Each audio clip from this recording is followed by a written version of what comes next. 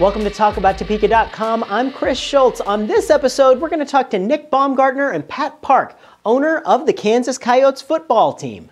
This episode is brought to you by the WIBW channels and The Break Room and their gourmet cabaret.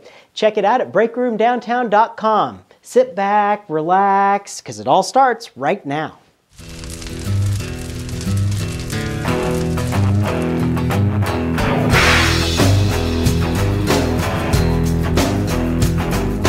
Well, football, anyone? My two guests here in the studio with us, Nick Baumgartner and Pat Park. We are with the owners of the Kansas Coyotes football team. How are you guys doing? Good. Doing great. Thanks for having us. You guys have been there for 11 years, right?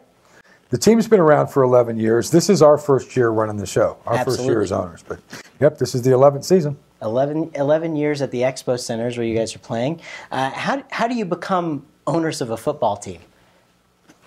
It's a wild process. It would take too long to explain how you go through that. It just kind of happened, and there we were. That's cool. That's cool. And what drew you guys to it, to Topeka here? Both of us have been here for 10 or 12 years or so, and I've been working with the previous owner of the team for the last couple of years in another business, and saw the opportunity, and I made him what I thought was a ridiculous offer one afternoon, and I was the only one laughing when I finished. And he said, if you write that down, I'll probably take it. And a couple more years went by, and I made the offer again, and he said okay. And I called Pat and said, I think I just bought a football team. I'm going to need some help. I guess that's a good way to get started in it, huh? So tell us a little bit about how things are going at the Expo Center with you guys. Well, it's going fantastic. We've got a good partner in the Expo Center. They've been fantastic with us. We're going to see some new things this year. Fans that have been out there before may recall that the end zones didn't have the Kansas Coyotes logo on it, and that will change this year. So that's a change we're making, and we'll also see a lot of changes in the actual show that you see there at the game. Yeah, very good, very good. Well, and you see a lot of great things happening at the Expo Center with, we just saw Cirque du Soleil come in there. You guys have got, not only you guys are over there, but you've got the hockey team over there. Lots of great things are happening at the Expo Center. And so what do you guys feel to bring to the Expo Center as far as attendance-wise? How are things going with that? A lot of people is what we plan to bring there. That's a good goal.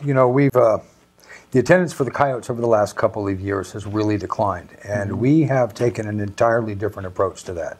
About the first thing we did when we got the team was to cut ticket prices way back, some case 30-40% or less, or more than that. We're selling sections to sponsors, not just a row here or a couple of seats there, but we've had several sponsors who have stepped up to get us off to a good start this season, our first year, by buying entire sections, 130, 150, 200 seats, that they get to take care of. And then we still have the Every Child Ahead program that sponsors can purchase tickets that will go out to specific youth groups or schools for them to use and bring people to the game. So we really expect that, the first game, our first game on March 16th, the Faith and Family Night, we expect that game's probably going to be close to a sellout, at least the way we see it right now. And then from there on, at least the lower section filled, having need to open up the upper section at the Expo Center. It'll be the first time in a long time that a sports team has brought that many people to the Expo Center on a consistent basis. Very, very good. And I also want to talk a little bit about the players. How do people get to be players on the Kansas Coyotes? Well, through a combination of ways. What we see are players, and there are a lot of players that go through college football, and for one reason or another, most don't make it to the NFL on the first try. Sure.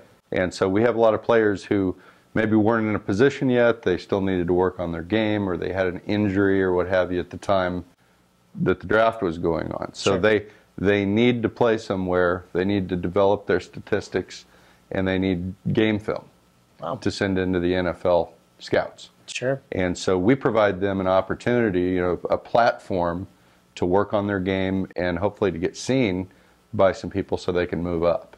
Wow. And we, once we announced some of the changes with the ownership and league changes and things like that, the phones lit up. We've got people calling from all over the country, We're bringing back roughly 10 of the players that we had last year who are outstanding players.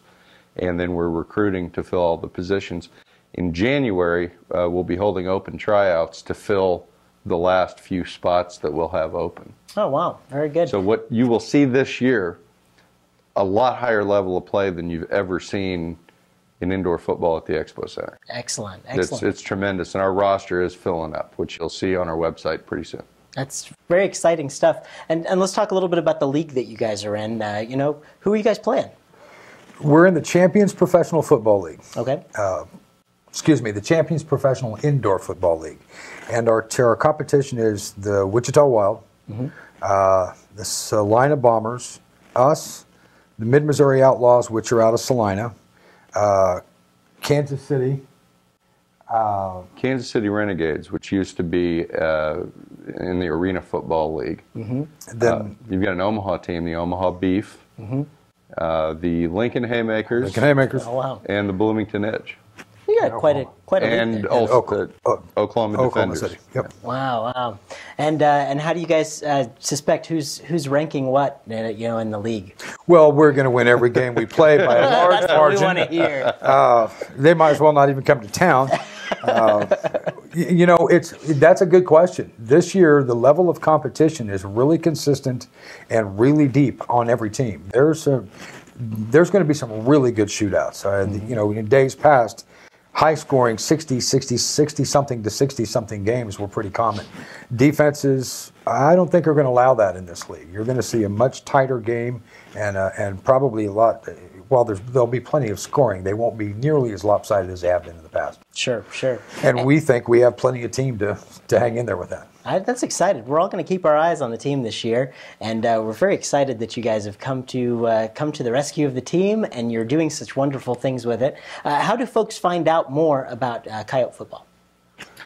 Go to kansascoyotes.com. That would be one great way. You can also go to the Kansas Coyotes Facebook page. Okay. And of course, remember, as you can probably see on your screen, that's Coyotes with a K. Okay. Yes. So the Facebook page has a lot of information. You can also go to the CPIFL Facebook page, which is the league page. Okay.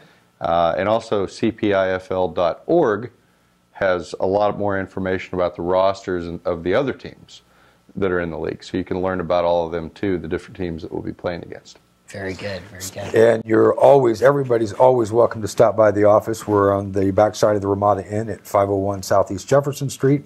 And come by anytime. We love talking football. Very good, very good. Well, Nick, Pat, thank you so much for coming on to talk about Topeka today. I hope you had a great time, and we hope that all you guys are going to get out and have a great time seeing some football at the Expo Center with the Coyotes. Thank you so much, guys. Thank you. After the break, it's your fun forecast and Melanie Klein, owner of the Linen Tree. Thanks for tuning in to this episode of TalkAboutTopeka.com. I'm Chris Schultz. If you enjoyed what you saw here, you can help our guests by sharing our links with your friends. You can also find out everything that's going on with us by following us on our website at TalkAboutTopeka.com. You can also be sure to like us on Facebook, you can follow us on Twitter, or you can send us a message on Gmail. Thanks so much for tuning in.